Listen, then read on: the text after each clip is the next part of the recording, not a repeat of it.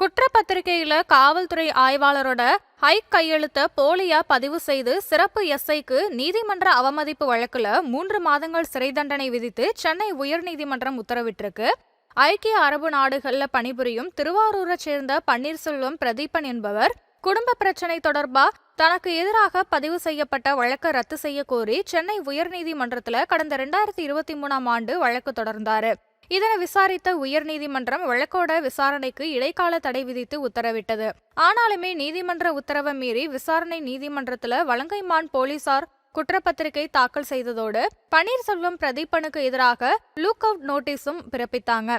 இதனை எதிர்த்து பன்னீர்செல்வம் பிரதீபன் தாக்கல் செய்த மனுவை விசாரித்த நீதிபதி திருவாரூர் எஸ்பி, நன்னிலம் டிஎஸ்பி மற்றும் வலங்கைமான் இன்ஸ்பெக்டர் ஆகியோருக்கு எதிராக நீதிமன்ற அவமதிப்பு வழக்க விசாரணைக்கு எடுத்தாரு.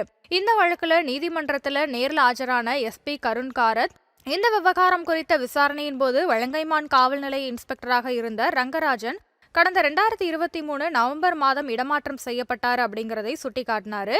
இதனையடுத்து அவருடைய கையெழுத்த சிறப்பு எஸ்ஐயாக இருந்த சங்கர் மோசடியாக போட்டு கடந்த ஆண்டு மே மாதம் 22ல குற்றப்பத்திரிகை தாக்கல் செய்து இருக்காரு அப்படின்னு விளக்கம் அளிச்சாரு.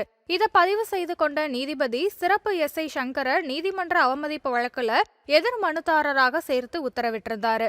இந்த வழக்கு மீண்டும் விசாரணைக்கு வந்தபோது சிறப்பு எஸ்ஐ சங்கர் நேர்ல ஆஜராகி இன்ஸ்பெக்டர் பணியிட மாற்றம் செய்யப்பட்டதால குற்றப்பத்திரிகை தாக்கல் செய்ததா விளக்கமும் அளிச்சாரு.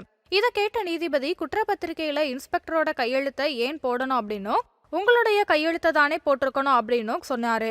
இது மோசடி செயல் அப்படின்னு சொன்னதோட மட்டும் இல்லாம சிறப்பு எஸ்ஐ சங்கருக்கு 3 மாதங்கள் சிறை தண்டனை விதித்தும் உத்தரவிட்டிருக்காரு.